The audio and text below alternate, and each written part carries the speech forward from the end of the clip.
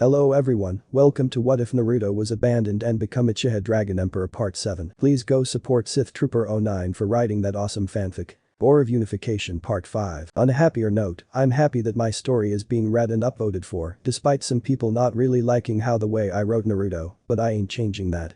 Not because I want to be a jerk and say this is my story and I can write whatever I like, but because I have planned it out already and changing it is, as Shikamaru always says, such a drag. Of course, criticism is allowed but not straight up insults like those I've seen in fanfic.net, as reading criticism helps an author know which direction to take and how readers feel. One reader made a nice criticism about the technology of the West. Well valid, I couldn't help but feel that he wasn't reading my story correctly as he said, I am giving Naruto modern weapons like guns, tanks and airships. At least, that's what I feel from reading his comment at War of Unification 4. And I don't take offense to that critique, I just feel he didn't read it properly, as all the nations of the western continent arid man Enoch are in a 1940s state of technology. The reason the Blackfires win is because the story centers around them and they are just more technologically advanced and have more manpower. Against shinobi though. Deep exhale, it depends on your view. I personally think the western soldier and elemental shinobi are equal sorta. Most of the soldiers are citizens with no knowledge of chakra, except it is a type of energy or magic, and their advantage against shinobi is technology and sheer numbers. Whereas shinobi have advantage in ninjutsu, taijutsu, jinjutsu, camouflage, infiltration etc. This is just my opinion however and you are free to have your thoughts and opinions, but I personally think they're equal looking at these overall. But I do plan to make the elemental nations much more technologically superior though not as much as the West, by giving them rifles and artillery to even the Blackfire's much larger army. How I will do it, I won't say and that is all I will say about it. Another thing. I wanted to do my own version of the Western Empire trope, but in a much more European style, particularly 1940s Europe and Inca. Someone says the technology of the Blackfires is too advanced, well, it is only the war machines. The cities are still stuck in the early 1940s, but due to technological breakthrough with chakra, the war machines are much more advanced. Only the war machines though, and not all of it. Not even a quarter of the Blackfire army is of new tech. Also, before I forget, the name of the Blackfire country and its territories is called Magog, and its people are referred from this chapter onwards as Magagites. And there weren't 2 continents here in this story, there are 6.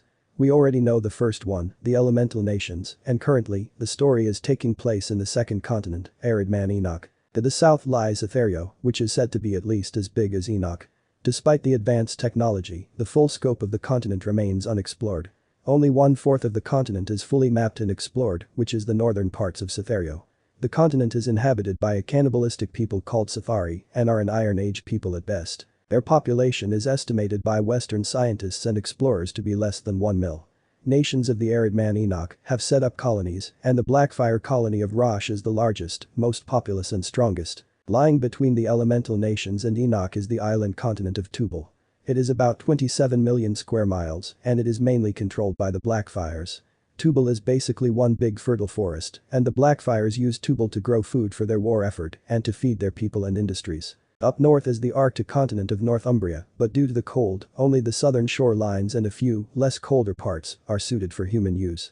The Blackfires control all of the habitable areas and set up their colony of Meshek.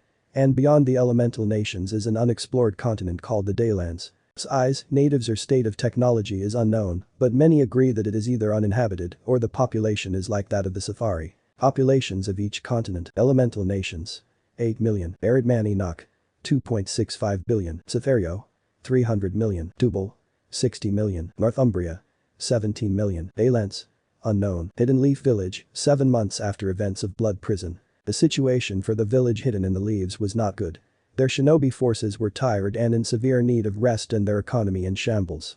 2 days ago, the Leafs' border conflicts with stone, cloud, waterfall and grass ended with a peace treaty, and peace was made with the hidden sand, now much stronger than before with all the stolen secrets. Their treasuries were nearly empty and the Hokagen elders decided to use the money of the deceased civilian council to pay for the war effort. Minato Namikaze had never felt so tired in his life before. 7 months ago, his life had spiraled down into a living hell.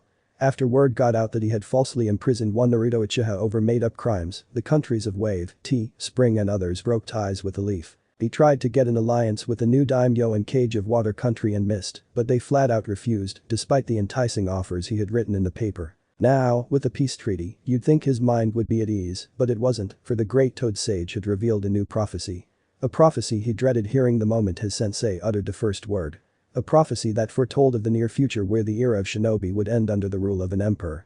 The prophecy read, "The whole nations of whom the great sage had spread his teachings to listen, you shinobi of every land, clan and tongue hear, citizens of the many countries and states, the words of the sage will soon come to fruition. He said long ago, beyond the horizon, the armies of Abaddon will rise and march across every field and valley of this land. Their number is like sand on the seashore and weapons terrifying beyond imagining. Fear his name, generations to come, for he will crush you all. His armies will feast on your corpses and drink your blood. Fear him for he will be of my own blood and flesh, a descendant of mine with powers beyond what you can think of. From suffering he was born and his eyes burned scarlet with hate and wrath.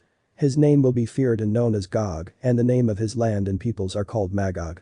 He will rule all the lands and will be crowned chief prince of Enoch, Rosh, Meshach and Tubal. He will raise his banners against you, his armies will shake the earth as they march, and with fire all shall burn. So shall be the fury of Gog of Magog, chief prince of Enoch, Rosh, Meshach and Tubal. How you have fallen, O people of the elements, you who thought yourselves high have now fallen to the dust. Tartarus awaits you. Maggots are now your bed sheets and worms your coverings. Savor your last days, for when Gog comes, he and his vast armies, there will be no joy, only weeping and gnashing of teeth. See for yourselves and despair. From the cold north comes Meshach with her army, ready to slaughter in the bloody winter. Look out, for from the forests comes the legions of Tubal, ready to take your heads as trophies and bones as building material. Watch out, for from out of the south comes forth the riders of Rosh. They are skilled with the bow and arrow, and their arrows will blot out the sun and day. Beware and fear the legions of Enoch, for like sand on the desert, they have no end. His puppets, Cush and Puth, are ready to aid their masters and his allies, Gomer with her army, and Mead with her ship sail for battle. Can you put aside your differences and fight against Gog and his lands and his allies, the many nations with him? So says the great sage of the toads." Such were the words of the great toad sage, and it worried Minato to no end. When he asked his sensei whether or not he knew when this Gog and his armies will invade, his sensei replied by shaking his head no. The great toad sage said soon. Only that was his answer. After that, he issued his best ninjas skilled in the arts of infiltration to enter other countries, in search of which countries could potentially be Magog, Enoch, Rosh, Meshach and Tubal, of whom Gog will rule over. The descriptions were vague, but enough to make him shiver from here. He somehow doubted whether the prophecy the sage told was true or not.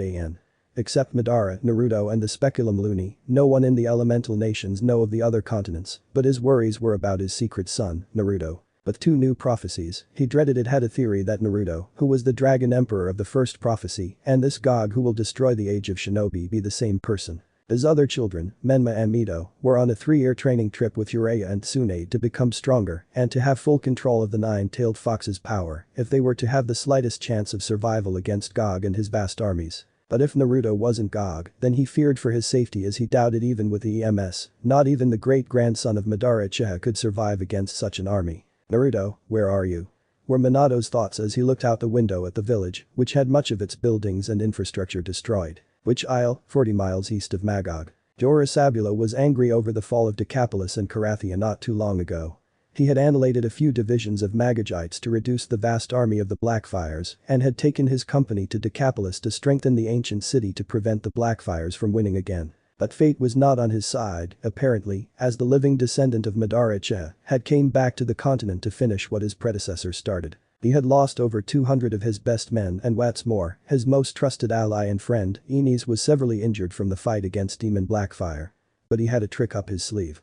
The red mages and sorcerers of Witch Isle who were casted out by their home countries for their use of forbidden magic, child sacrifices, blood rituals and many more detestable acts and practices. "Sorcerers and mages of Witch Isle, hear my words," Joris began speaking. "Help me in the war against Magog and free us from the cursed Blackfire line." "And why should we, Joris of the Black Dune?" replied the leader of the mages, who went only by her title of Reverend Mother. "Weren't you among the first who had spoken out against our practices? Why should we help you end the Blackfire line? And I promise to bring you all back to your homes and you can sacrifice again to your god, Baal." "We don't want just that. We want sacrifices now. Baal thirsts for blood now and must be sated for the sake of his 400 priests." "I thought you'd say that. See, I have brought with me fresh children, 60 of them from Decapolis. Children of Carathian nobles, healthy and fine.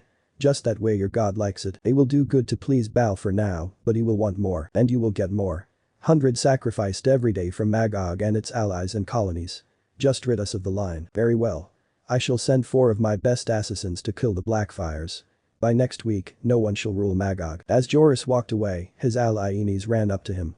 Joris, do you think it was wise to consult such people? And the children. They're innocent children who did nothing, Joris. Yes, Ines. And as long as the Blackfires are dead, I don't give a rat's ass on how they die. I hate the Blackfires too, Joris, but sacrificing innocent children to these witches. Are you sure? That's enough, Ines. Nothing can change my mind. Was all Joris said as he walked away, and Ines followed shortly, trying his best to not listen to the screams of the children as they were being sacrificed by either fire or blade to the god of the witches, Baal. Pratislav, Magog. Currently, Naruto was in his Blackfire relative's palace in the largest city on the continent, the dream city of Pratislav. The palace was huge, with a design he had never seen before, Gothic architecture, and the insides of the palace, decorated with every kind of jewel, precious or semi-precious, and statues of lions or other great beasts made of pure gold filling the halls, and lush green gardens were near the palace, some even hanging. Outside his family's palace was the great city. Different from the capital Constantia, that it was a green and beautiful city, and not that of an industrial waste zone. Reading on the continent's history, Naruto discovered that the patriarch of the Blackfire family and his great-great-grandfather, over 100 years ago, named Egan Blackfire VE, would not allow his great-grandfather, Madara, to marry him to marry his great-grandmother, Visenya Blackfire, whom Madara loved very much, unless he would bring for Egan a great army to conquer the territories of the continent as the last living descendants of the first High King, Enoch. Madara, accepting the challenge and in his love for Visenya, raised a mighty army of 400,000 standing soldiers and with his perfect Susanoo, conquered much of what constitutes modern-day Magog. After the deed was done, Madara changed his name to Constantine and married Visenya Blackfire, and the very ground upon which Madara had gave a ring to Visenya was where the foundations of the palace were laid, and a great city would be built surrounding it. And thus, Constantine Blackfire had put on the finger of his beloved, Visenya Blackfire, a ring made of the finest and purest gold with an amethyst crystal, a diadem of finest gold decorated with sapphire, emerald, onyx, a necklace made of silver with a ruby, and then, they declared their loves to one another, but Visenya saying her love for him shone brighter than all the jewels of the earth and stars of the skies combined. And they kissed and were married on the plains. Years later, that very spot was the spot where the Blackfire Summer Palace would be built on, and later, the city of Pratislav. Naruto closed the book he was reading, titled History and Deeds of the Kings of Enoch. Naruto drank his tea and walked out the library, which was 20 meters in height and 100 meters in length and breadth. Walking past the halls, Naruto could see the many paintings that decorated the walls, along with precious stones and treasures. Paintings of Madara's time in the west, of the Blackfires that preceded Madara, and in the middle of the palace was a large painting of Madara and Visenya on their wedding night. Naruto walked to his bedroom as it was already nighttime and he was tired and wanted rest. As he opened the doors of his bedroom, he walked in to see his slaves awaiting his orders. "Did you prepare my bed?" he asked to the one he appointed as leader over his harem of slaves, Hakuyuki. "Yes, master. We did as you have asked us to." "Good. Tell me, what is the status of my 3 fiancées, Shizuka, Shion and Koyuki?" "Lady Shizuka is doing fine, master. As for Lady Shion and Koyuki, they'll arrive in 3 days' time for the marriage ceremony." "Excellent. Now then, girl, leave me be, for I am tired of all the training I did and I want to sleep now." "Yes, master." They replied in unison, and they left just as Naruto got on his bed to sleep. But little did he know, there were assassins sent to kill him, waiting for the chance to strike. Midnight, a boat carrying 4 assassins of the witches and mages that were of the priesthood of Baal was sailing on one of the many rivers of Pratislav. The boat docked and the assassins went off to kill their target, one Naruto Uchiha or Constantine Blackfire 3. The 4 jumped up the buildings of the mighty city until they saw the Blackfire palace in sight. They used their magic and sorcery to get to the palace as fast as they can. They jumped the walls and over the watchtowers and garrisons until they found an opening to enter the palace. Magogite soldiers marched in columns in the first floor but were unaware of the intruders as they were wearing invisible cloaks. "Where is the target, sister?" asked one of the assassins to their leader and daughter of their reverend mother, Kali. 3 floors up from our position will be the king's tower. We can get there via the staircase in the next room," Kali replied, and the assassins continued their mission without delay and went up to 4th floor where there was a bridge connecting them to the king's tower. The assassins went inside Naruto's bedchambers to find it unguarded. Strange for someone of such importance to be left unguarded, but easier for them. Without making a sound, as though light as a feather, they jumped down to the floor. Once there, Kali unveiled a needle laced with poison and using her telekinetic magic, struck the needle straight at Naruto's neck. Once he felt the pain, Naruto instantly got up and using his chakra threads, grabbed Narada and got up the bed. He had taken a defensive position as he felt his body becoming numb. "What sort of trickery is this?" he asked as he pulled the needle out of his neck. He tried seeing his opponents, but his vision was hazy at best. The assassins came closer to him and he could sense them via his Dragon Sage training. I do not need my eyes, much less my Sharingan, to see you, he said as he swung Naruto to block an attack from one assassin, and all four started attacking at once. Kali was angry at what was happening.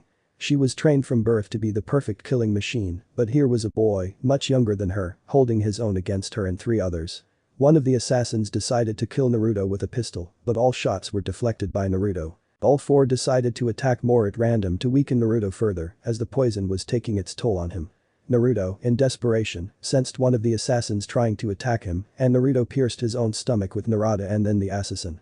Channeling lightning chakra through Naruto killed the first assassin, and he pulled his blade out of his stomach as the assassin fell dead. "Brother no," shouted one of the assassins seeing her brother dead.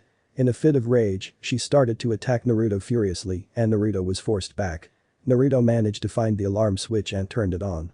The sounds of the alarms were heard throughout the palace and marching of soldiers echoing in the halls. "Quickly kill him now before the Magajide army arrives," ordered Kali, but Naruto kicked the first assassin away and did a somersault, landing in the middle of the room. Doing a proper swordsman salute and taking on a new sword stance an. Count Dooku style, Naruto defended against all three at once who attacked, but despite outnumbering him 3-1, Naruto still held his ground. Kali then managed to disarm Naruto and gave him a right hook which made him fall down. Seeing as how their target was down for the kill, she decided to taunt him a bit. "So much for all the rumors of your power. Now, prepare to die." But just as she said that, Naruto unleashed scarlet lightning from his hands and electrocuted the three. Kali tried her best in using her telepathic powers to he threw them out of the window of his tower, and a moment later, soldiers had just came in. "Is there a problem, my king?" asked a captain of the Magajite regiment of the palace. "Yes. An assassination attempt on my life, captain. It's been taken care of. Now, go call a medic, for I have been poisoned." "Yes, my king." Medic, we need a medic over here." "Which aisle, dawn?" Kali and the others had returned to which aisle by dawn, using the last of their strength to escape the Magajites. She looked up and saw her mother with 20 others come out of the red mist and dark green trees of the island. "Kali, my daughter, tell me, is your mission a success?" "No, mother. We underestimated him. He was too powerful even in his weakened state by the poison." The priests were discussing among themselves of what to do next, as an assassination plan proved too useless if their best warrior failed, but the Reverend Mother stopped their noisy chatter. "We will get him next time. But for now, rest, my daughter. We will need you if we are to take part in this war. So is the will of Baal." "Mother." "Yes, child. What is it?" "I managed to get this," she said and unveiled a strand of hair. "This is a strand of hair from that Blackfire whom we failed to kill. I thought perhaps you could use it to inflict a curse upon him." Her mother took the strand of hair, then called the priests to prepare the items needed for the ritual. "You have done well, my child. Soon, the Blackfires will end and the continents and its peoples will bow to the will of Baal." RNS Executor, 30 miles from Witch Isle, noon. On board his flagship the Executor was Demon Blackfire, accompanied by his fleet and 6 divisions, sailing to Witch Isle. They were sailing for 2 reasons. One was to eradicate the witches and mages of the Order of Baal for their attempted assassination, and second was because his cousin was afflicted with a curse by said order, and by killing the caster, would he be freed. "The island is in sight, my prince. Shall I send the fighters and bombers?" came the voice of his trusted general, General Moltke. Yes. Eradicate as much of them as possible at once. They may be less, but their knowledge in magic puts us at a disadvantage. Send the fighters." The mages and witches were partying and celebrating for their time stuck on the island would be over. Fires blazed, roasted meat was served, and they drank the wine made from the blood of their sacrifices. But all celebrations stopped when they heard the sound of something loud and getting closer and closer to their positions. "Fighters everyone, get down," Kali screamed as the Magajite bombers delivered their payloads. As the bombs exploded, over 3 dozen had died and few were injured, but most had used magic to create shields. The fleet had anchored and unloaded the troops. Soldiers, tanks and other war vehicles marched straight forward to the Temple of Baal in the center of the island. Near the temple, the fighters turned around for the second attack, but the Reverend Mother was able to set up an energy field to stop the bombs. "Gather your weapons, my children. Go and take the fight to these heathen scum. The power of our God will give us victory over their chakra and technology. Go," commanded the Reverend Mother as the sorcerers gathered their swords, shields, spears and bows against the Magajite army. "Mother, can we withstand them? We are less than 400 now and the Magajites number in the tens of thousands," questioned her daughter Kali, but the Reverend Mother simply smiled. "We will, my child. You know how these machines work, that gives us an advantage. Go, lead us to victory. I will get you the reinforcements you need." "Thank you, mother," said Kali as he took out both her sabers and rushed to join the battle. The Magagite troops were firing their guns in the direction of the Baal sorcerers, with tanks dealing heavy damage, but due to the trees and red mist, getting tanks and artillery to the front lines was difficult. Over 40 from the Baal sorcerers were dead, compared to the less than 5 deads of the Magagites. Take to the trees. With the red mist, we have the home field advantage. Aim for the heads and use magic against the tanks, for our weapons are useless. Ordered Kali, and the mages took to trees, raining arrows down on the unsuspecting Magagites. There in the trees' axe, shouted a Magagite soldier before he had an arrow in his throat. But the warning was enough, and soon half the troops fired at the mages above the trees, though with the mist it proved to be difficult. The mages used their magic to kill many of the Magagites who responded with their grenades, and the tanks could now move forward. Kali had pierced 2 Magagites in their livers, then jumped up and decapitated another before killing 2 more. She avoided gunfire and a grenade thrown at her, then used her telekinesis to throw heavy stones at the Magagites, but the tanks proved to be dangerous. She then heard what sounded like screaming from the temple, and when she turned to look, she saw mages and priests of Baal who were dead rise from the dead and joining them to fight the Magagite army. She now understood what her mother meant by reinforcements. The dead fight for us, now charge into battle, brothers and sisters, this day is ours, she shouted loudly as the mages and zombies had made the Magagites retreat, tanks and machine guns useless. The fighter planes could only buy them a few seconds, and they wasted none of it by running as fast as they could back to the ships. RNS Executor, I Prince, the soldiers report that what? What is now? Replied Demon quite angrily to his communications officer. The men report that the dead have risen and joined the fight against us. Intel from one of the pilots say at least 1,000 zombies, my prince. No doubt the so-called Reverend Mother and her magic. No matter. Deploy the 2nd and 3rd legions and prepare the assassin squad. I will deal with this, myself. Said Demon as he prepared his armor and sword, but before he did, an incoming call from his sister, Sarah. Sarah, what is it? Is Constantine's condition worsening? Yes. Hurry, Demon. He doesn't have much time. Those witches are dead in no time. Demon and the other 2 legions were out of the ships as Kali and the Baal mages and zombies, 100 feet away from the Magagite fleet. Kali ordered the mages and zombies to stop as she approached Demon, and Demon did the same. Surprised. Didn't expect the dead to rise up, huh? Taunted Kali, but Demon was expressionless. Hardly. I should have expected such devilry from child murderers. But no more talk. I will end you and your religion for going against my family. Come then, Prince of Magog. Let's see if you live up to the legends they say of you. Let's see indeed, little girl. Demon took out Mortifer, and the 2 were circling around each other. Kali made the first blow, but Demon blocked the attack. Predictable, he thought as he attacked his opponent, having no time to play, and quickly proved to be the stronger of the 2. Demon blocked another attack and landed a right hook at Kali and kicked her back. She got back up and attacked Demon, but he was too powerful a swordsman for her. Think you can defeat me? Never, Demon loudly declared as he kicked her aside a second time. Attack, Kali shouted, and the mages and zombies attacked the Magagite troops who were shooting in every direction against the undead horde. Powered fire magic. Majestic destroyer flame, roared Demon as he unleashed a lake of fire at the zombies. Kali barely survived the attack, and that was because she was saved by the zombies. Demon tried going after her, but he was attacked by a zombie, which he quickly subdued. He unleashed one wing from his bloodline and used a combination of fire and sword to slay the dead. Temple of Baal. In the middle of the temple was an earthen pot. Surrounding the pot were 5 mages and the Reverend Mother.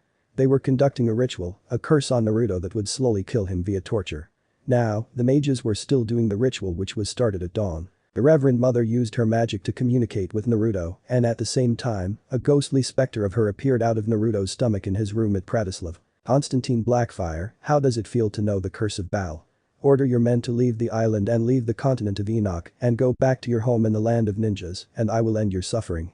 Said the Reverend Mother to Naruto, hoping he will accept as he was the perfect vessel for Baal to enter the world and rule it, and killing him now would not fulfill that. But Naruto would not listen. He refused to listen to witches who relied on curses rather than to fight. As if I would listen to a witch like you. And you can forget it, go back to those lands. Just so you and your abomination of a god and your detestable followers can continue to plot against me and my family, never. For that insult against Baal, I will make your suffering 100 times worse, replied the Reverend Mother, as her ghostly specter disappeared, and indeed true to her words, the pain became 100 times worse. Demon had just killed another mage before he got a radio transmission from Sarah. Demon, it's urgent, the Reverend Mother is close to killing Constantine, quickly, there is no time. You have to stop the ritual. Turning off the radio, Demon focused a bit of chakra in his hands to create a small orb. Training with his cousin, he learned to control his very destructive fragor and to make smaller ones, and like that of a laser beam, similar to the Zero. He crushed the orb and fired a laser to kill most of the zombies and to clear a path to the temple. Soldiers forget about Kali. March straight to the temple. The rest of you, protect the ships. Ordered Demon as he and over 200 soldiers and 25 tanks ran straight to the temple. Once there, the remaining mages used all the arrows they had left and whatever magic they knew against the Magagite army, but Demon had no time to waste. Demon used a fire spell to create smoke and this gave time for the Magagites to open fire. Enough to kill most of them. Demon marched straight into the temple, cutting down the mages as if they were butter and stopped before a stone wall. Bring it down. He ordered and a soldier with a rocket launcher came and destroyed the wall. Inside were 5 mages, the Reverend Mother and 2 guards. Demon killed one of the guards without a moment's hesitation and the other killed via headshot. His soldiers came in and shot at the priests as he lifted one up by his throat and snapped it effortlessly. This was enough for the Reverend Mother to lose focus and the zombies became corpses again. On the beach, once the zombies fell, the Magagite soldiers opened fire and the mages of Baal were dead. Only Kali survived as she hid in the trees, unable to fight due to her wounds. Demon tried killing the Reverend Mother but she became a green mist and escaped through the walls. Seeing the pot in front of him, Demon kicked it over and the green liquid and mist was poured out. At the same time, Naruto got up his bed and vomited out green liquid and green mist as the pain disappeared, indicating the curse was indeed over. In the forests, Kali attended to her wounds, preparing to kill as many Magagites before she ultimately died by her mother appeared before her. Mother, you survived. I thought you perished in the temple. Their meager technology is nothing to my magic, child. Then, with you here, we can go and get revenge against the Magagites and avenge our fallen brethren. No, child, no. But, mother, hush child. I too want vengeance, but we are drained of our strength and Demon Blackfire is powerful and the Magagites numerous. For now, we retreat and join up with Jorosabulo and the nations against Magog. Yes mother, Pratislav, Magog. Naruto was feeling better now as the curse inflicted upon him was over. His cousin Demon had returned from the massacre of the Bao mages and happy to report all but 2 survived. The Reverend Mother, who once went by the name of Jezebel, has fled along with her daughter Kali. Said Demon, giving the report to Naruto. But it doesn't matter for now. The other mages and priests of Baal are dead. We basically annihilated a religion from the face of the earth. Good. The less of these child murderers, the happier we all sleep at night. But still said Sarah, butting into the conversation, don't you find it strange that the order would target us, particularly Constantine? It just doesn't add up. I know. Replied Demon. As my men were searching the island, we saw the mages offer sacrifices to their god. Collecting the Dna, we found they were the children of Carathian nobles. Woe's parents gave them over to Jorosabulo for protection. Seems Jorah sold them over to the order for the price of your dead body, cousin. Those scumbags, bellowed Sarah in anger at hearing what her brother said. They would stoop so low as to consult aid from witches who use child sacrifices. Disgusting. Doesn't matter now. Spoke Naruto. I have finished my training. I finally managed to complete the jutsu I've been working on and it is magnificent. Gather the men, Demon, it's time. This war of unification will end soon and the continent will bow down to the Blackfire emblem. War of Unification Part 6. Versus 12 million. Constantia, Magog. Naruto was sitting in the war cabinet along with the generals, admirals, province ministers and his cousin and aunt to discuss the status of the current war of unification. The war was going in favor of the Blackfires. After Carathia had fallen, 20 other countries had fallen to the might of the Magagite armies shortly after, and word reached them that their colonies of Meshech in Northumbria and Rosh and Cytherio had conquered all the habitable zones of the north and the explored parts of the south. Tubal was of no concern as the island continent belonged to Magog since the time of Madara Uchiha over a century ago. And in Tubal, on the capital city there of Krath were Naruto's 2 fiancées, the princess from Spring Country, Koyuki Kazuhana, and the priestess of Demon Country, Shion. Both of them along with Shizuka of Nadeshiko were betrothed to Naruto now 15 and were to be married this weekend. But the war of unification was dragged on and under Naruto's orders, they were to remain on Tubal for their safety until the war ends. Word reached the higher-ups of Magog that under the kings of Goyim, Shinar, Elisar and Elam and Jorosabulo, that over a dozen more countries, as well as remnants from Northumbria and Cytherio, united as one and were in King's Valley, south of Magagite territory. The total number of soldiers under them was 12 million and it distressed the higher-ups greatly. We have 9 million soldiers currently active in our army, said Demon Blackfire to the war cabinet, but they are tired from the campaigns and need food and rest. The new recruits in the army will increase our numbers to over 35 million, but we have very little equipment to arm them all, and they need at least half a year of training. Demon's voice sounded defeated as he too was exhausted from the campaigns and needed much deserved rest. Well, his fragor was powerful, he could only use it 6 times a day, and against such a large army, and with well over 156,000 of the United Army, knowing how to manipulate chakra, it would be difficult. We can't just give up, shouted Ra'ala Blackfire. We are so close to achieving our long-awaited dream of uniting the continent under our banners. Tubal was ours from the very start, and now our colonies of Rosh and Meshach are the only states on the other 2 continents. We can't give up now just because some lesser kings and a mercenary united against us. We don't want to give up either, Lady Ra'ala, but consider the factors. The men are tired and it would take time to train new recruits and to arm them. Replied a general trying to defuse the Blackfire matriarch's anger, but it didn't work. I don't care, one of you do something about this or I swear, I will have your intestines ripped out from your stomach, roasted and fed to the dogs, shouted Ra'ala in rage, and the other people squirmed in fear. Seeing that his aunt was angry and something needed to be done before she actually did do her threat, Naruto decided to step in. My dear aunt, please calm down. Such anger on a lady still so fine is not nice in our times. As for the United Army, I will take care of it. That statement brought about gasps and a silence. It was almost unthinkable. They knew Naruto was powerful, but against 12 million was a bit of a stretch. Cousin, are you sure, stuttered Demon, but he stopped when Naruto put out his hand. Is that doubt I hear, cousin? I don't think I can fight against 12 million, I know, and I will win against them all. I already perfected my jutsu that I've been working on. You mean you completed it? Yes. And it is more than enough. But for my safety I'll bring 110,000 men with me. By next week, I promise you, my aunt, that the Blackfire banner will be raised on every corner of the continent. Next day, King's Valley. The United Army was camped near the King's Valley, south of Magogite territory. Under the 4 kings, the rest of the continent, anti-Magog or neutral, were united against Naruto, his family and country. In the largest camp was Kedorlaomer, king of Elam, and Joris Abulo. You promised me the cities of Constantia, Pratislav, basically all of Magog, Sabulo. This was not what we agreed to, bellowed Kedorlaomer. Our deal was that I'll give you some of them, but I intend to burn Constantia and those wretched cities to the ground and salt them all. Replied Joris. Those lands are rich with minerals and resources, they are the centers of trade throughout the continent.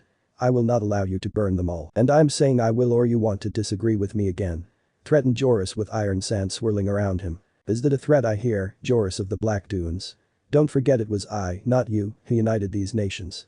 It is my army that is marching on Magog, not yours, nearly shouted Kedorlaomer, and both he and Joris were having a staring competition. Just then, Joris's second in command, Enes, rushed in. Joris, what is it, Enes? Trouble. 500,000 soldiers were killed just 10 minutes ago. Magogites, possibly. The enemy is in the King's Valley. Then, assemble all the men. My time to become king over the lands of Magog has come at last. Said Kedorlaomer as he walked out to witness the battle. That conversation can wait, but for now, let's kill some Magogites. Said Joris as he walked out the tent with Enes not far behind him. The soldiers of the United Army stood before the King's Valley. An uncomfortable silence was in the valley as many felt dread in their spines. Clank, clank, clank. The sound of metallic footsteps were heard, and everyone looked up and saw Naruto, folding his arms, standing atop the valley. He wore his black chakra armor that now resembled a mix between a knight and a samurai, with a black cape, with the fur of a black wolf on the neck, and a Blackfire coat of arms on the back. Naruto stared at the large army in front of him. An ocean of enemy soldiers, quite literally. It was a bigger army than any he had faced before, much larger than the measly 1,000 in Wave, and the tens of thousands under Orochimaru in the failed invasion of the Leaf, and under Yagura's tenure as Mizukage. How's the situation, Chaos? Came Demon's voice from the comms. 11,500,000 still standing. It feels as though the whole world is against me, Chaos. Good, because it would not be fair otherwise. Replied Naruto as he jumped down from his position and was half a kilometer away from them. The soldiers were afraid. Despite their numbers, many were terrified because of the rumors and stories about Naruto's powers from the elemental nations and unarid man Enoch. The soldiers in the front, out of fear, fired their guns at Naruto. Soon, many more fired their weapons at him, hundreds of bullets and shells fired at one man for a minute and a half straight. When it was over and the dust settled, they saw to their dismay that Naruto was still standing. Not a scratch on his armor nor a tear in his cloak to be found. Some of the soldiers considered retreating, and many prayed to their gods for deliverance. Is that all? How utterly disappointing. Remarked Naruto as he started walking forward, then ran straight at the United Army. Mustering their courage, the few hundred soldiers in the front then shouted and ran straight towards Naruto, then the rest followed. Naruto ran through them, the first 100 men, as if they were made of paper. Then stopping in the middle, he jumped and kicked one man so hard that his head fell of his body. Naruto snapped the necks and broke bones of the dozens who were foolish enough to charge at him. His punches laced with a little chakra was enough to kill a man, and in a few seconds, he killed dozens. Naruto kicked a man in his face and used him as a stand to jump. Naruto landed and punched an enemy soldier, then kicked another one and threw another one away. He took out Naruto and sliced the soldiers foolish enough to charge against him. A machine gunner fired his Gatling gun, and Naruto was running. His idea was for the bullets to kill his enemies and it worked. 3 dozen were dead in 10 seconds, and he threw kunai at the gatler. The tank fired its shot at Naruto who backflipped away. Naruto flash-stepped behind the tank and using his strength and chakra, he lifted the tank and threw it away. The explosion from the tank killed over 50 men in one go. Naruto then used his flash step to quickly kill over 1,000 in just a split second and jumped onto the next group. Taking another sword, Naruto was spinning above his enemies like a spinning top ab beheaded dozens. He landed and caused a mini earthquake, then proceeded to slice the hundreds in front of him. He raised Naruto, spinning it, and caused a small tornado which blew his enemies away. Naruto activated his Sharingan and used Genjutsu to stop a soldier from attacking him. Naruto then beheaded him and moved on to the next. After killing another 100, Naruto avoided sword swings from a swordsman who laced his sword with lightning chakra. Naruto snapped his blade in half and grabbed him by the neck. "Do you want to dance with me as well?" he asked just as a strong jutsu blew Naruto away from the united army. Standing on his feet, Naruto realized it wasn't a jutsu, but rather a wind spell from a rather familiar witch.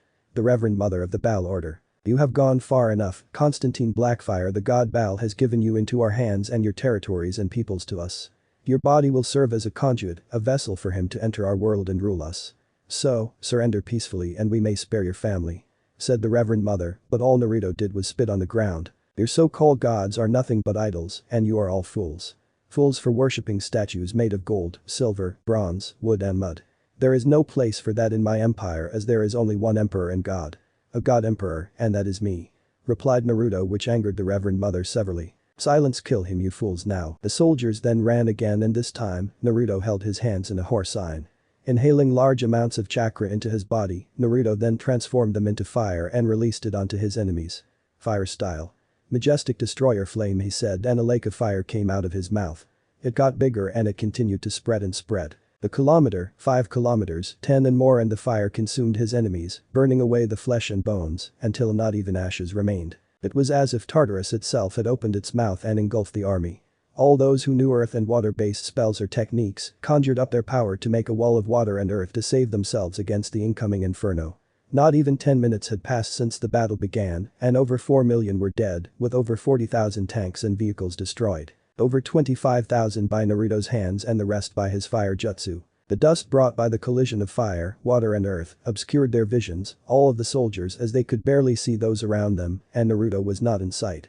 Then, sounds were heard from the dust, and they saw fanged fish made of fire, about 20 feet in diameter, and numbering well over 100 coming straight at them. The fire fish then burned thousands more to death, and Naruto jumped down from the smoke in the middle of the army. He activated his EMS and used Fujin to clear the dust, then used Raijin to make needles out of red scarlet lightning and threw dozens of them at the enemies.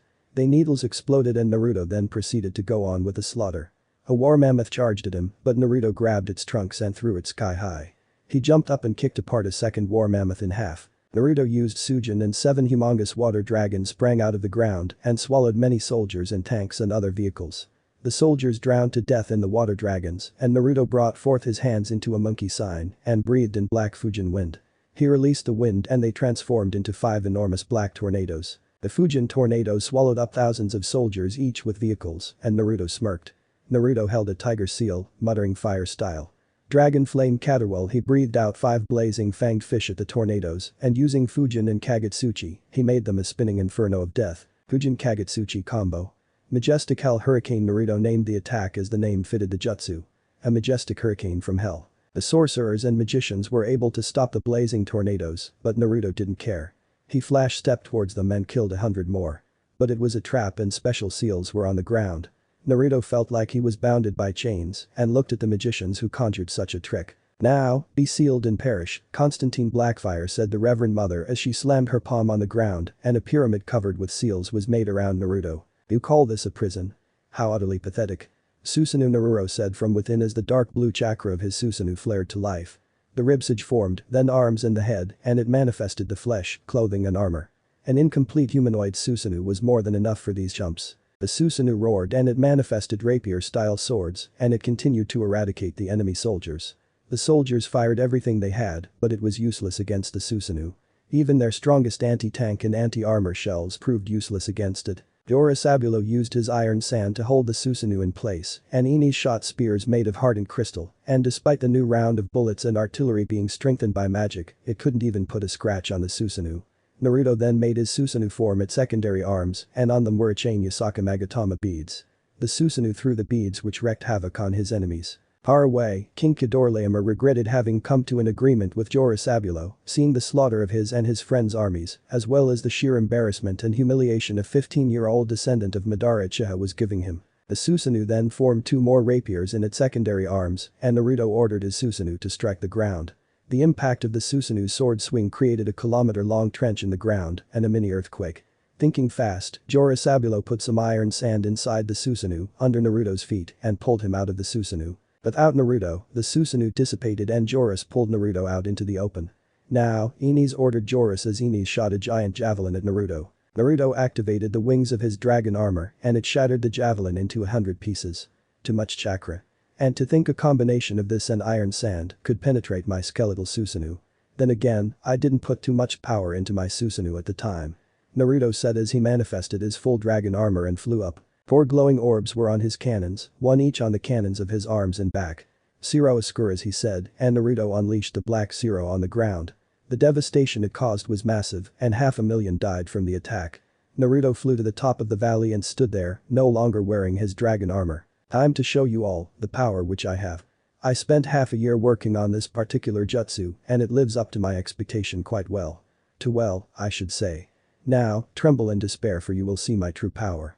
The power equal to that of the Sage of the Six Paths, the power of your new god, roared Naruto as his Susanoo in its humanoid stage formed. A.N.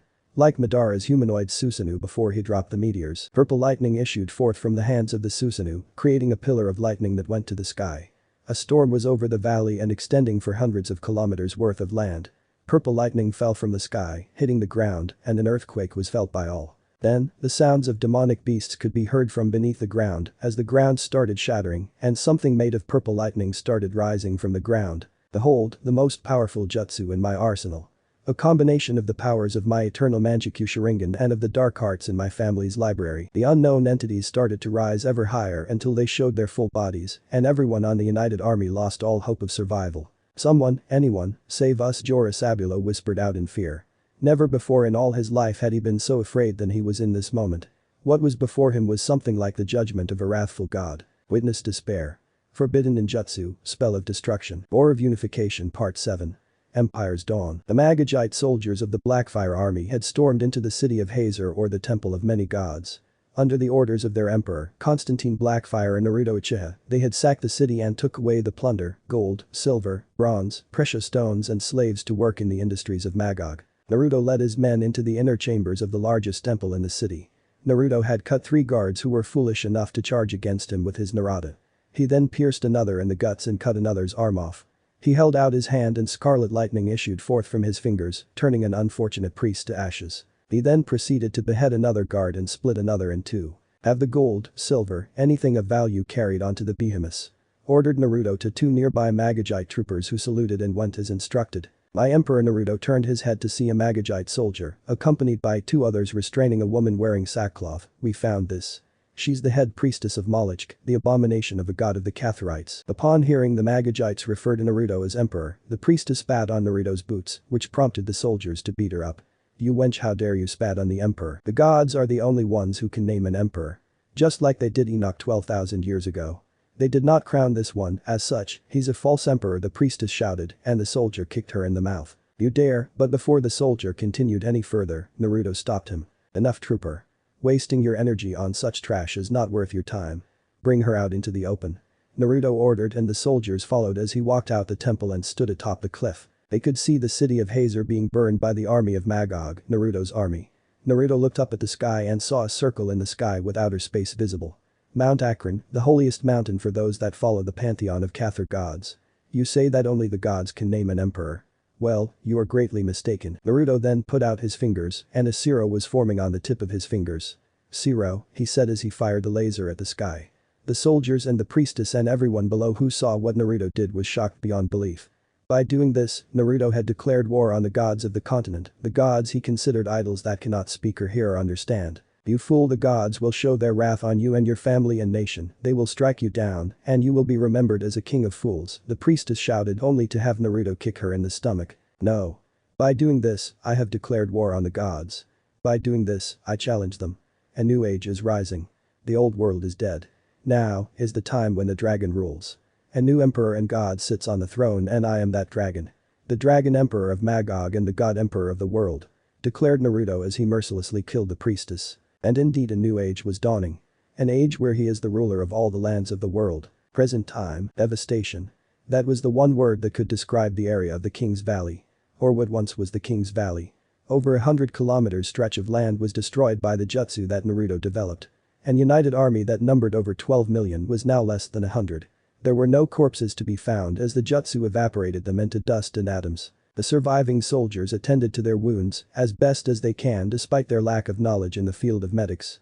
Their kings and leaders were dead and over 12 million gone in just a few seconds span of time. True to Naruto's words, they despaired. They lost hope seeing the jutsu and the devastation it caused.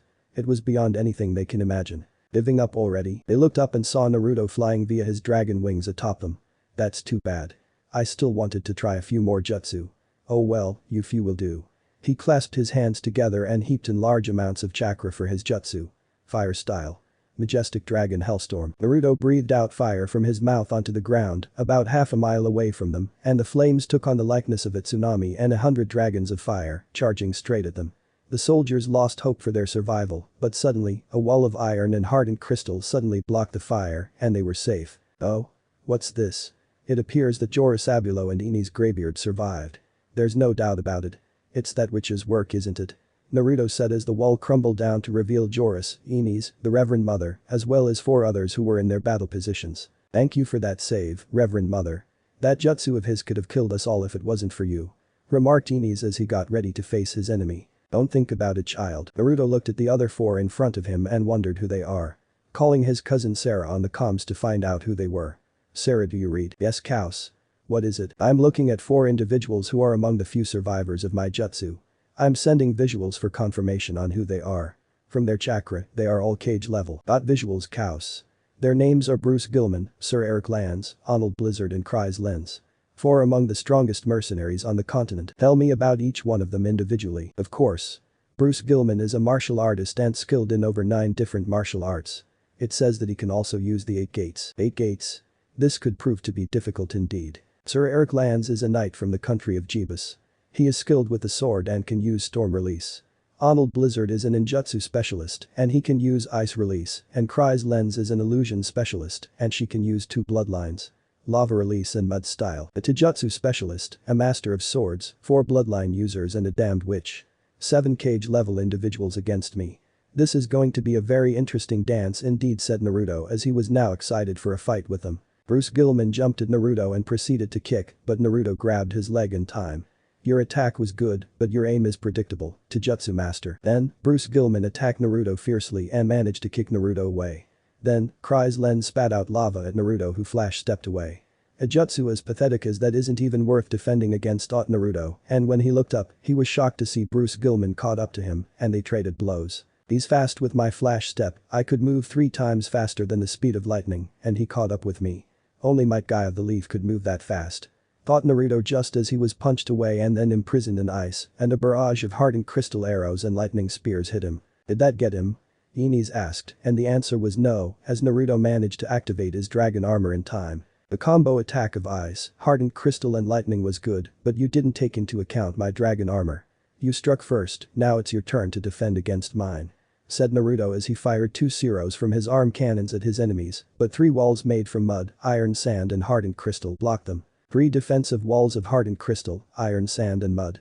"At least you are smart enough to know when to defend yourselves," said Naruto as he fired a Zero Ascuras and destroyed the wall and flew at the enemy. Joris unleashed a wave of iron sand, and Kryze Lenz too unleashed a wave of mud at Naruto who used Fujin to blow the 2 attacks away.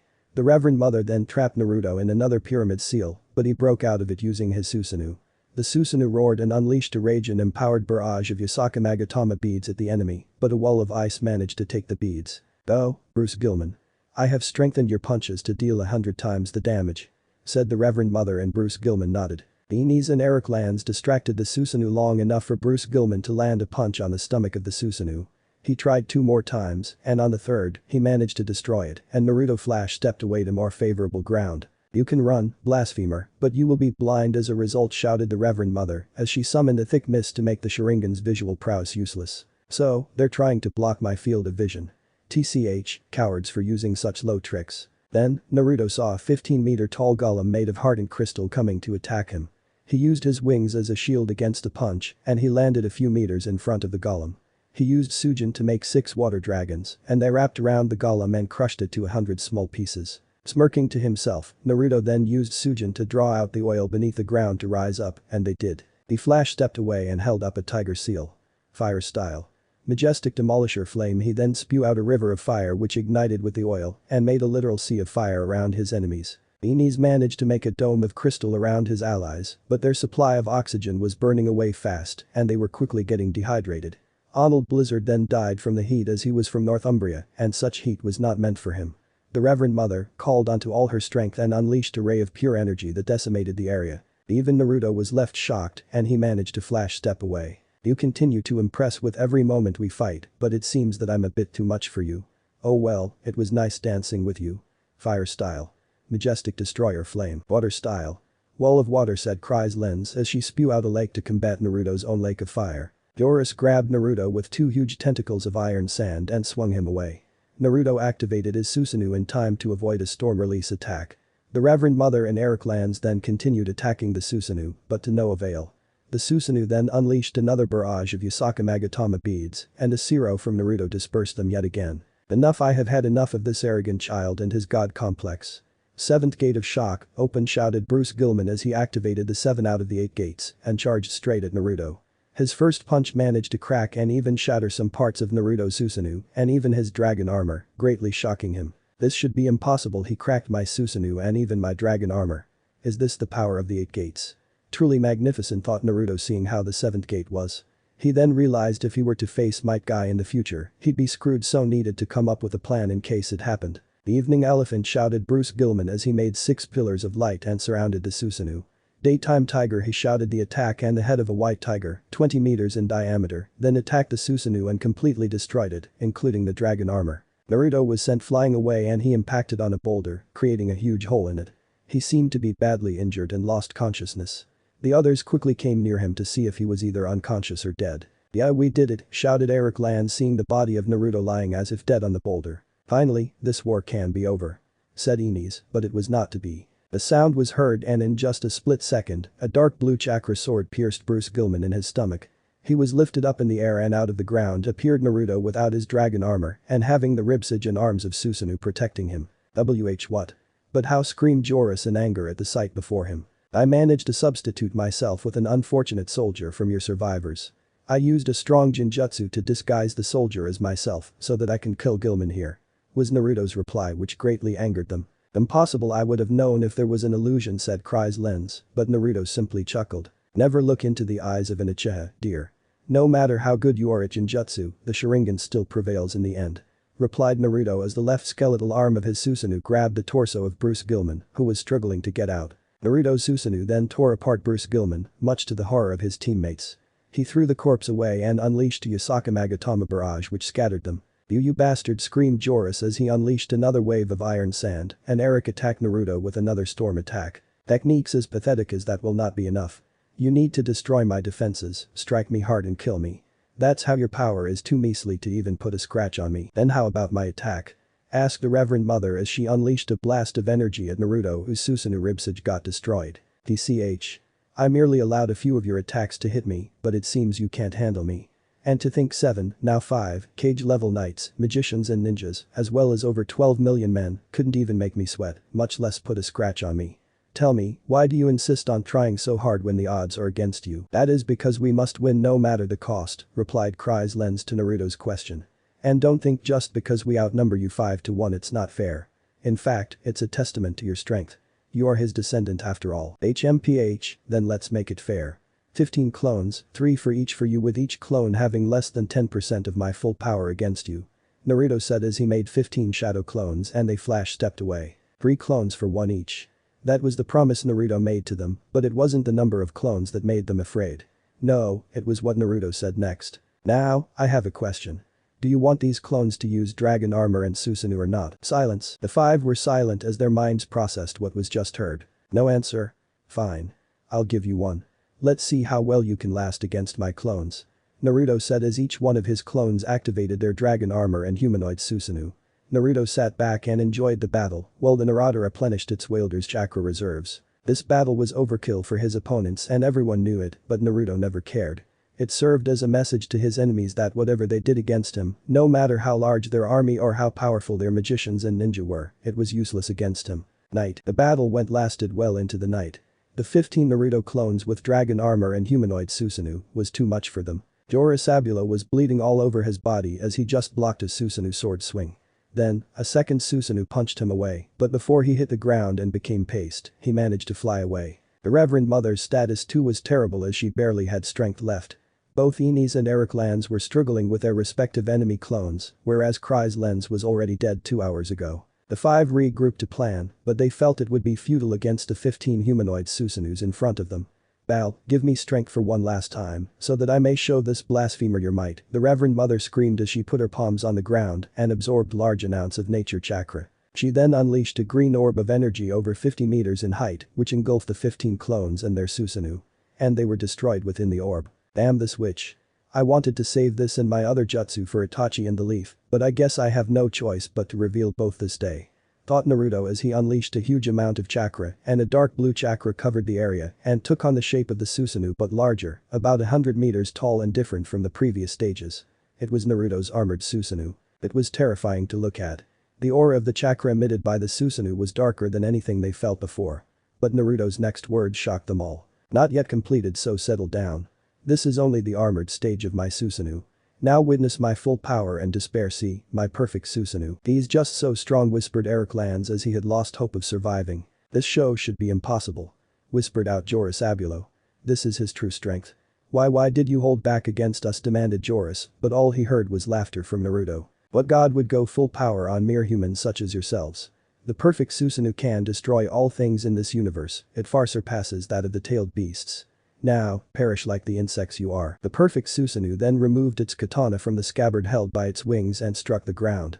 The sheer force of the Susanoo's sword swing was enough to cut the mountains and redraw the maps. Joris, Ines and Eric were blown 3 kilometers away from the Susanoo and were horrified at the destruction it could cause.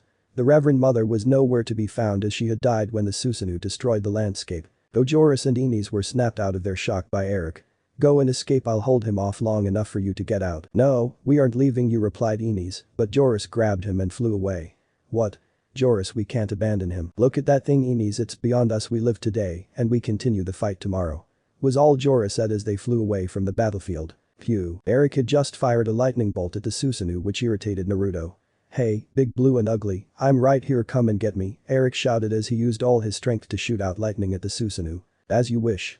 Said Naruto as his Susanoo lifted its katana and struck the ground, killing Sir Eric Lanz instantly. Naruto then called the military higher-ups and his family over on Constantia to report his situation. The war is over. We have won. Return to the elements. Constantia, Magog. It was the 17th day of the 7th month of the year 104 Av. 3 days ago, the armies of Magog marched into the last countries that still stood against them and were conquered.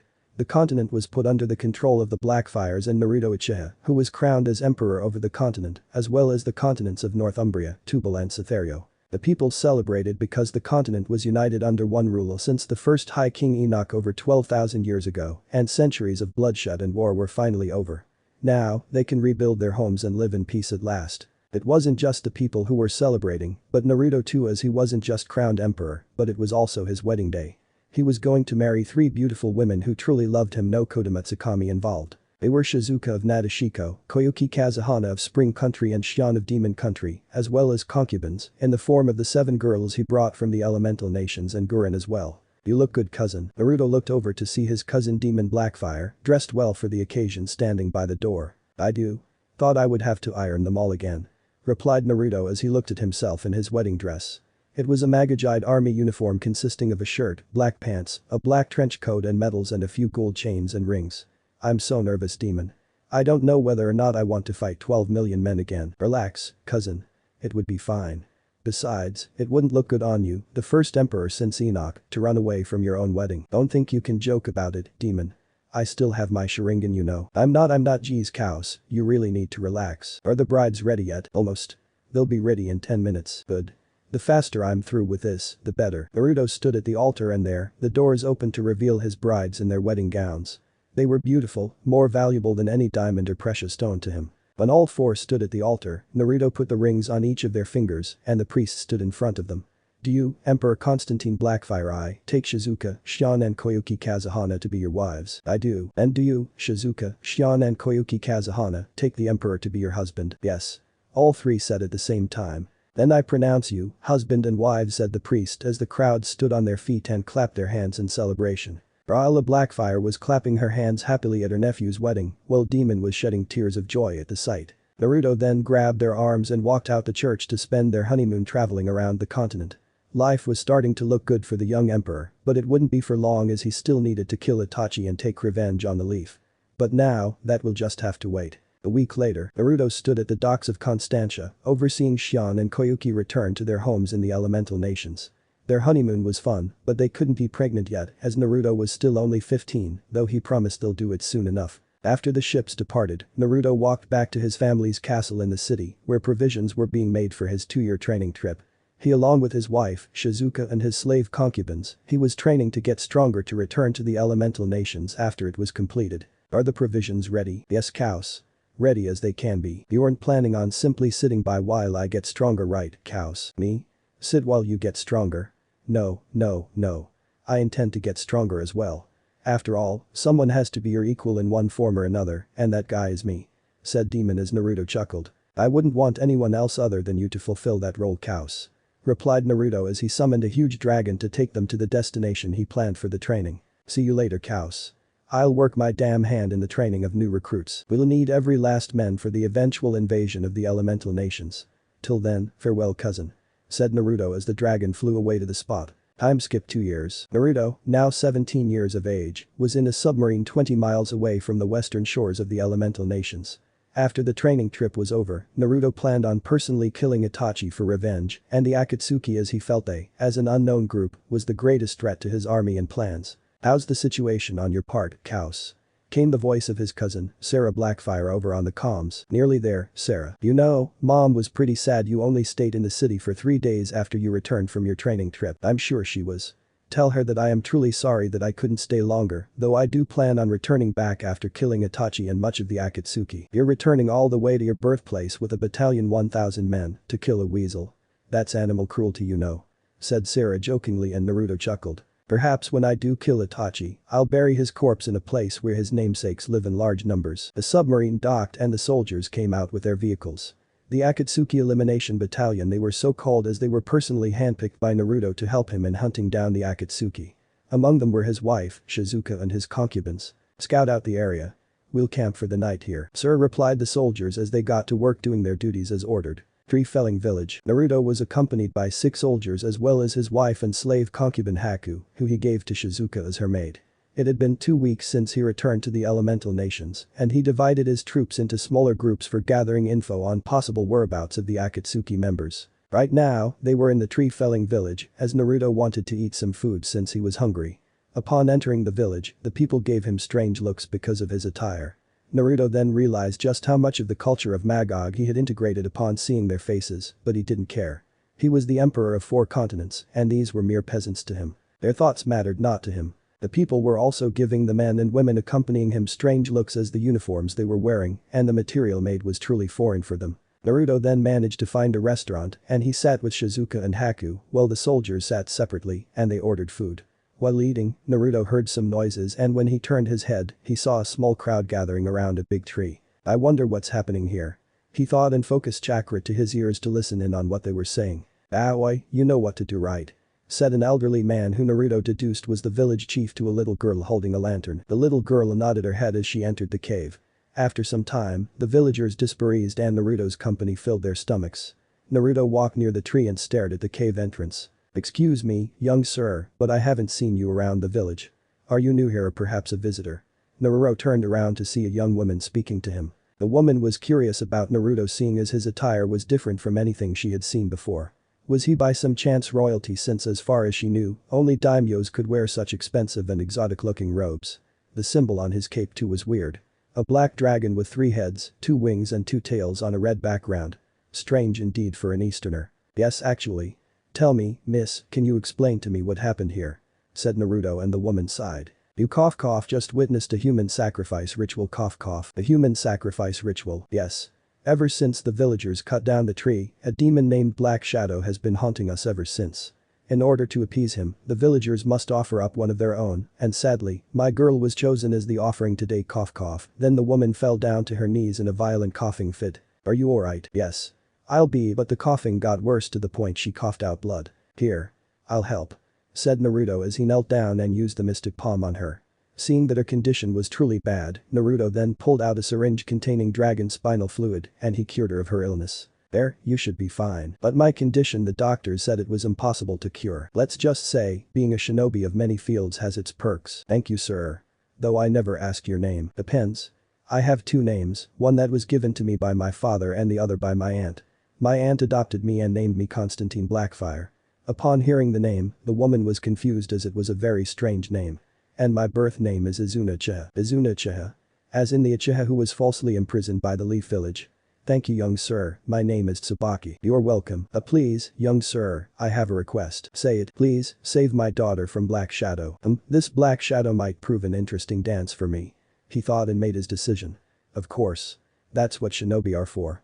He said and walked into the cave while ordering his companions to stay outside and not let anyone enter. Inside the cave, Naruto walked inside the cave to see it illuminated by stones.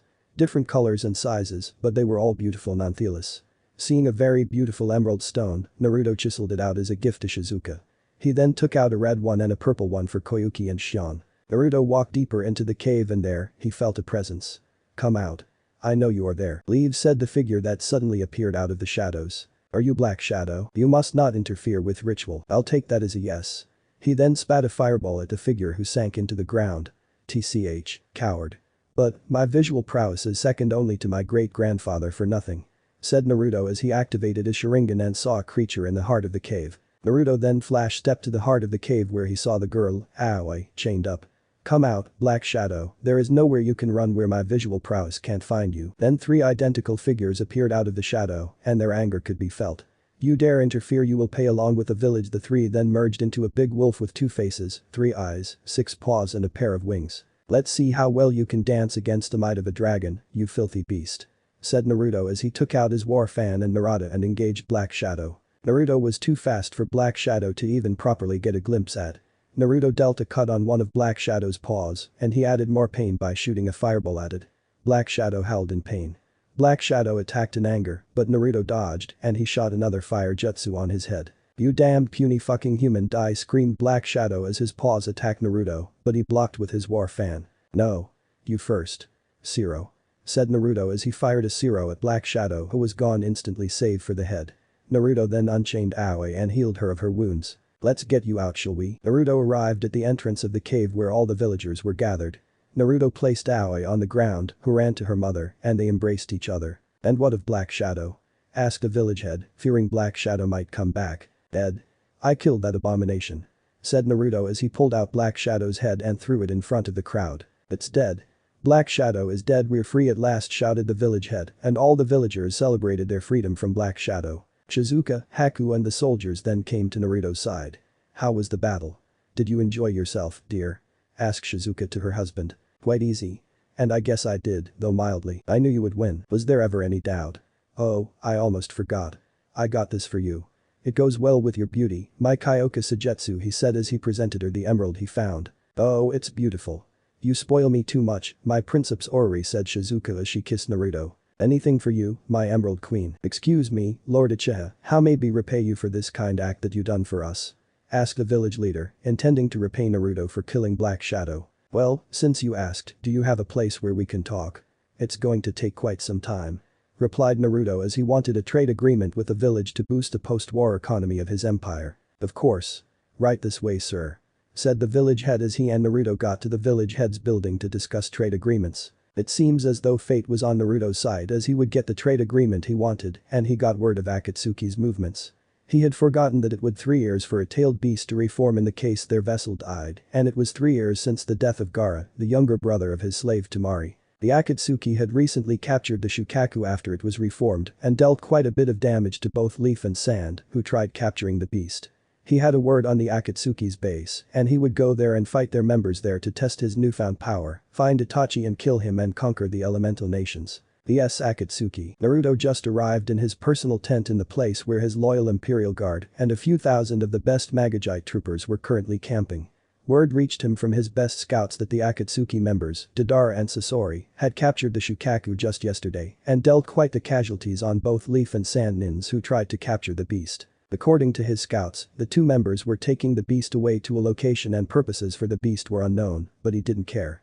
The Akatsuki were only an obstacle for his eventual conquest of the continent and needed to be dealt with as well as the best source on Itachi's location. Naruto, adorning his armor, walked outside his tent and saw his Imperial Guard outside. The Imperial Guards.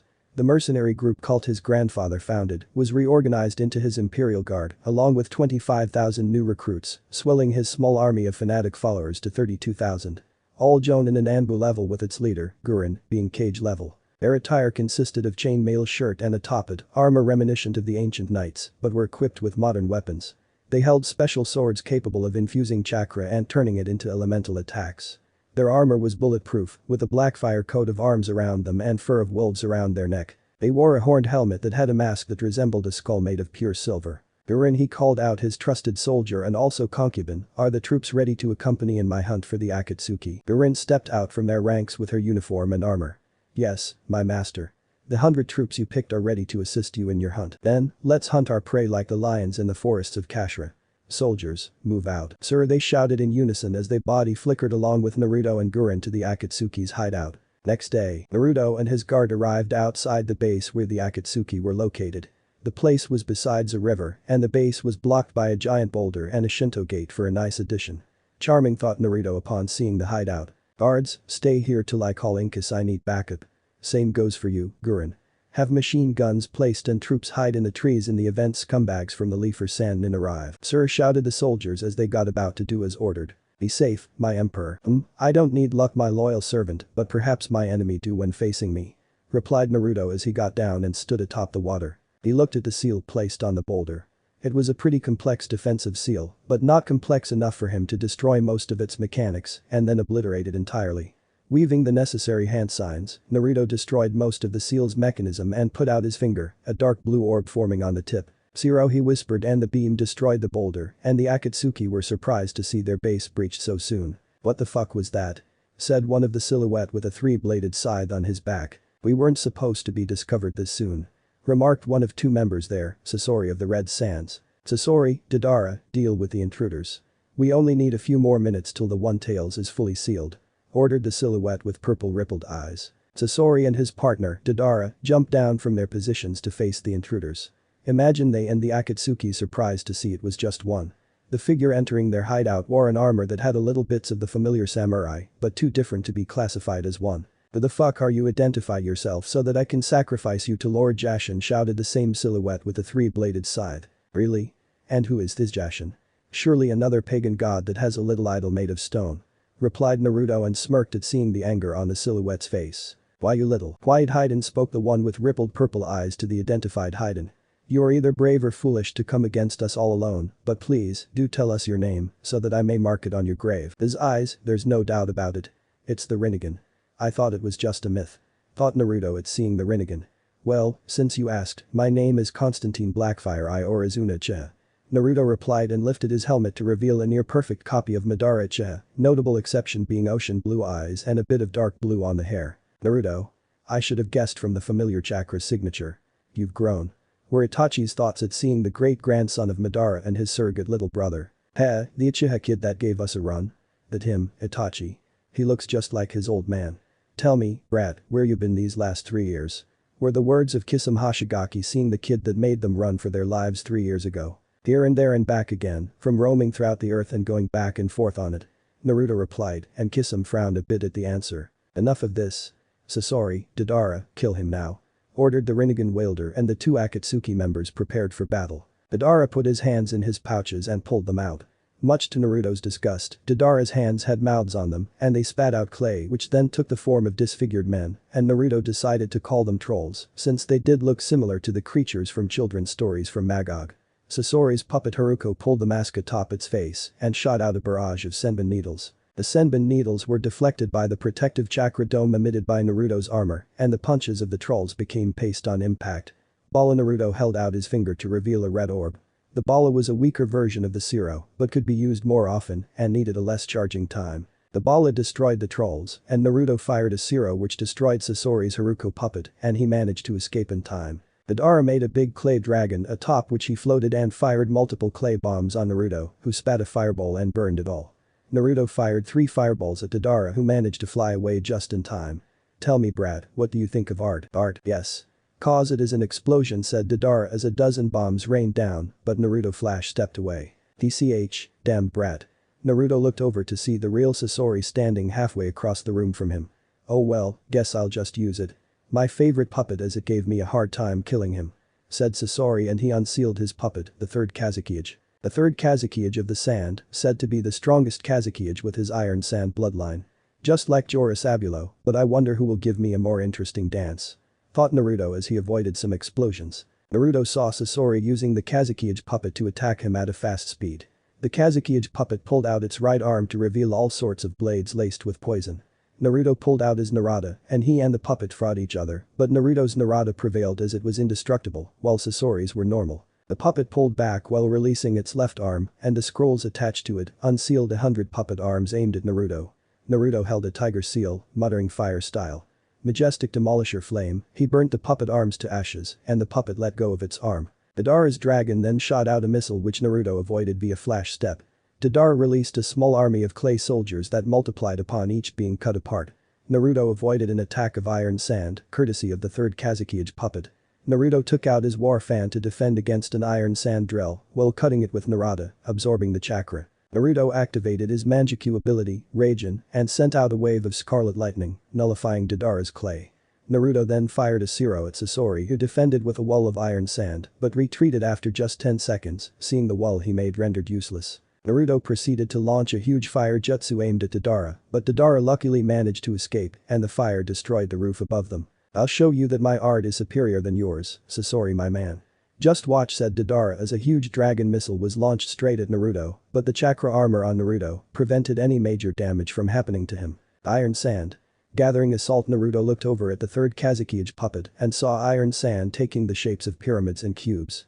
The pyramids came at him like a spinning top of death and he avoided the attack, but the cube hit him and 4 bombs from Madara detonated on him. "Yes, he's dead. Told you my art was superior, Sasori my man," shouted Madara, seeing Naruto being blown away. "Excuse me, but it was my puppet that made it possible for you to kill him. As such, my art is superior," retorted Sasori, and the two bickered until they felt a presence. Naruto used Fujin to clear the smoke and black winds danced around him. "Really? 2 S-rank criminals arguing over such petty things. Well, since you both have shown me your respective art, I'll show you mine. The art of power, of war and death." Naruto flash stepped near Madara's position and floated on the air and then cut apart Madara's dragon with a single cut and he fell. Sasori attacked Naruto with the iron sand pyramid, but a wave of scarlet rage and lightning from Naruto disrupted the iron sand.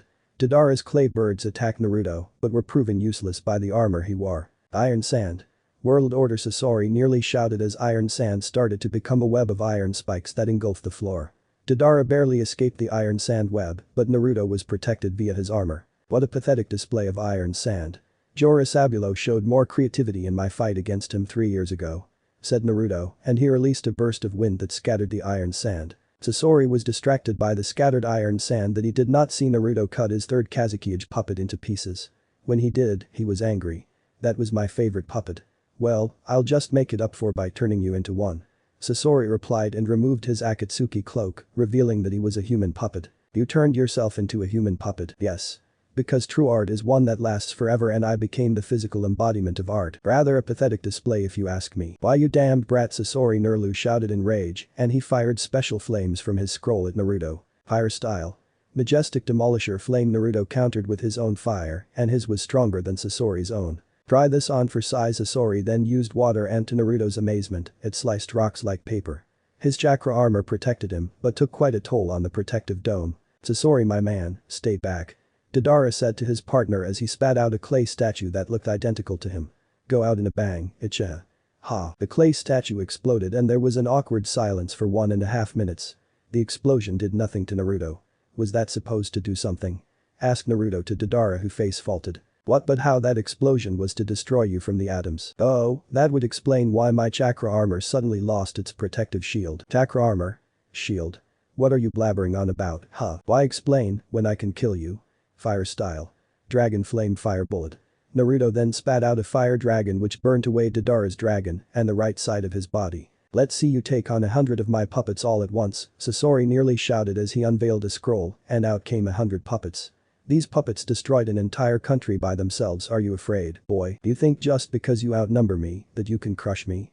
Naruto Kami replied with a smuggish expression. And a country? 100.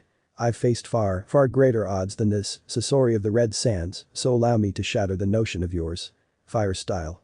Majestic destroyer flame. Naruto spat out a lake of fire that incinerated half of Sasori's puppets. Sasori then unleashed all his puppets and Naruto engaged them all into jutsu. They did not last even 2 minutes against him as they all became broken toys soon after. No. No. No, Sasori shouted in denial, but Naruto wasn't stopping. He attacked Naruto with a poisoned steel whip, but Naruto cut it apart via Narada. Say goodbye. Naruto then punched Sasori so hard he fell apart. Now, all that's left is you. He said looking at Deidara. Narada in his hand and encased in rage and lightning, Naruto sliced apart Deidara's clay army and even Deidara's right army.